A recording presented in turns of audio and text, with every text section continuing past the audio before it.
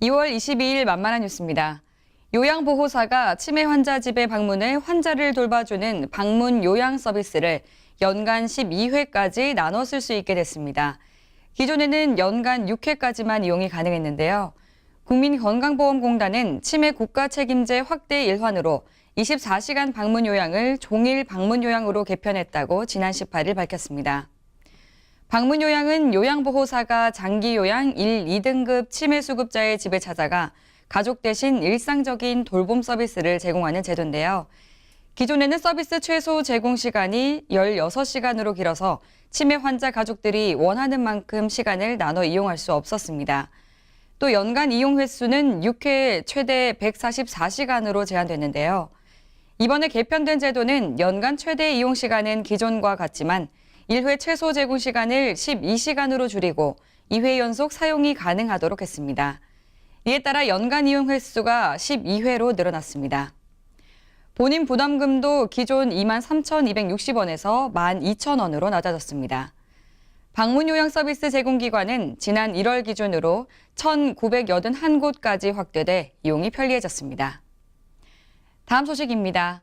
직장 여성의 상당수가 자녀를 임신하고 출산하는 과정에서 자신이 하던 일을 지속하지 못하고 있는 것으로 나타났습니다.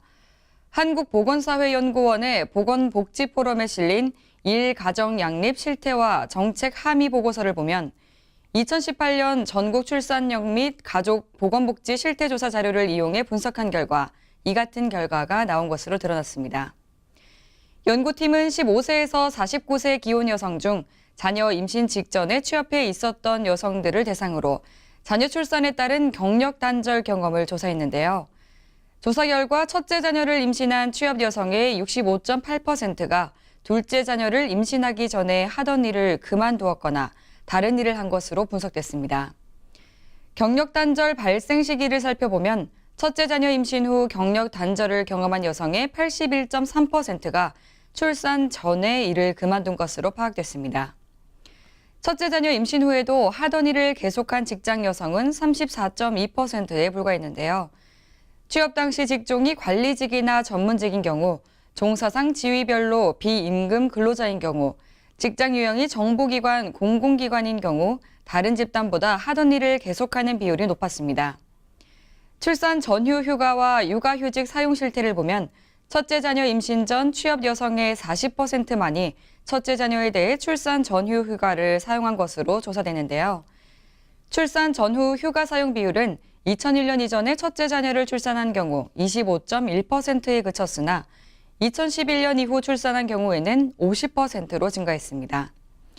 또 경력 단절을 겪지 않은 여성의 88.2%가 출산 전후 휴가를 사용했지만 경력 단절을 경험한 여성은 17%만이 출산 전후 휴가를 썼습니다.